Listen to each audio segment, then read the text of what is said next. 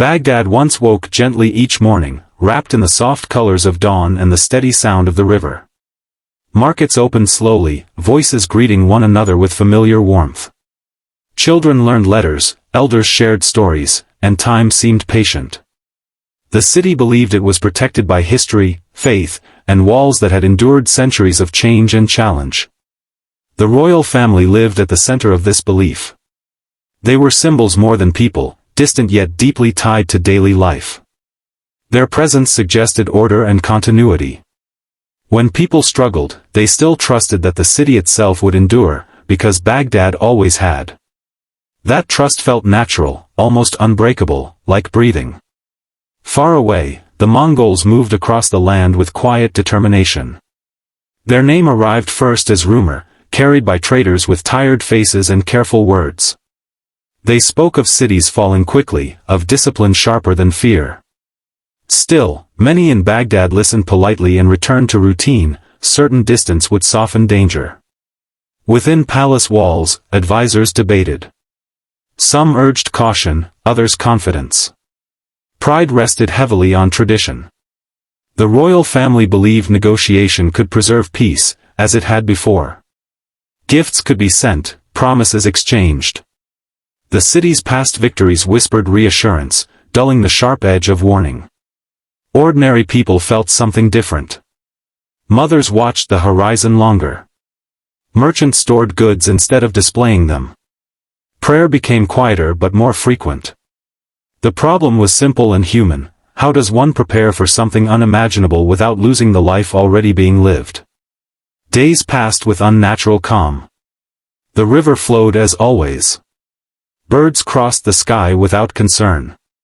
This calm felt fragile, like glass under careful hands. The royal family continued ceremonies, believing stability must be shown to be real. To stop would mean admitting fear, and fear felt dangerous. Then the horizon darkened. Dust rose in distant lines. The Mongols arrived without chaos, their order more frightening than noise. The city's defenses felt suddenly small.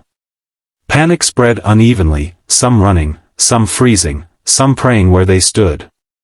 The fall of Baghdad did not come in a single moment. It unfolded step by step, street by street.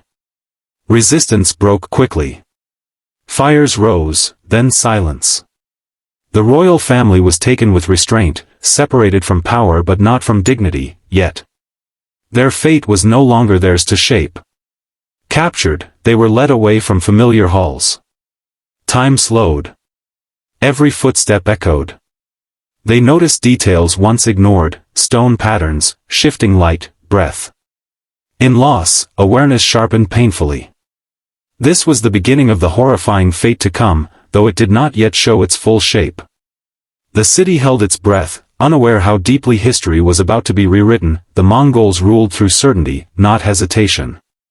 Once Baghdad fell, decisions followed swiftly. Power had to be erased completely, not to punish emotion, but to prevent return. The royal family understood this gradually, through silence more than words. No speeches explained their future. Only procedure moved them forward.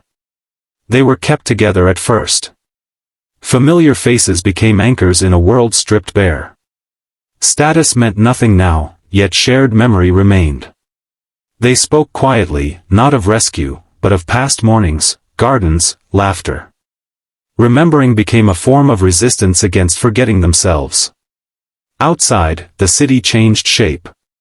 Smoke drifted where libraries once stood. Streets emptied. Survivors moved carefully, unsure which rules still applied. The absence of leadership felt heavier than destruction. Baghdad was alive, but wounded, confused, and frightened. The Mongols followed a belief that royal blood should not be spilled. This rule, strange and distant, shaped the ending. It offered no mercy, only method. The royal family sensed something final approaching, though details remained unspoken. Fear became calm, then exhaustion. One by one, illusions fell away. Negotiation would not return power. Survival was no longer the goal. Meaning shifted inward. How does one meet an ending without hatred? How does one leave something behind that cannot be burned or buried? The moment came without drama. There were no crowds, no shouting. Only controlled movement and quiet enforcement. The method was impersonal, designed to remove symbols, not create martyrs. In this restraint lay a different kind of horror, colder and more complete.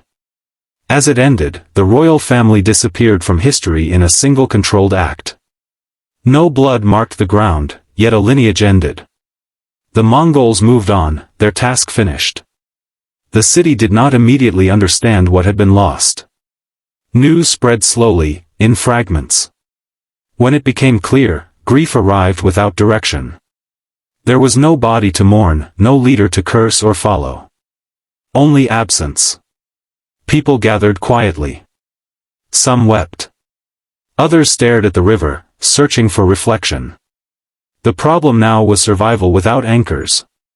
Life demanded continuation, even as certainty lay shattered. Baghdad entered a long silence.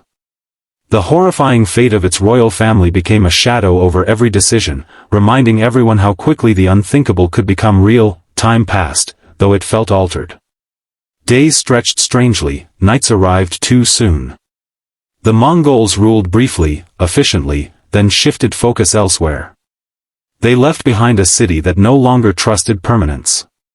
Baghdad had survived, but innocence had not. Survivors began rebuilding habits before structures. They swept streets, reopened small shops, shared food. Grief lingered beneath every action, but so did necessity. Children still needed care.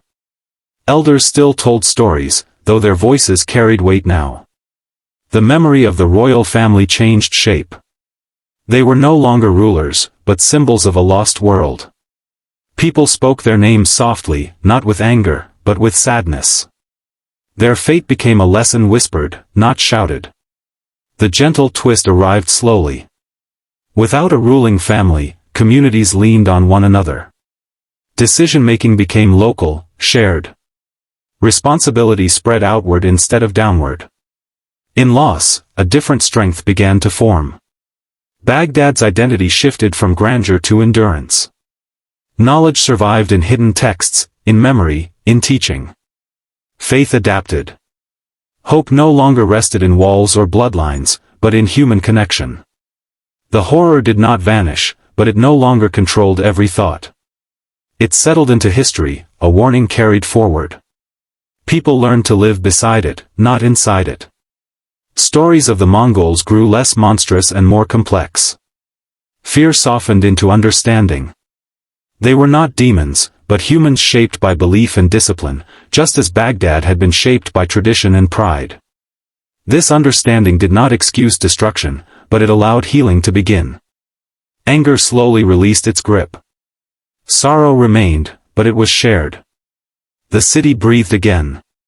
Not easily, not fully, but honestly. Each morning became an act of courage.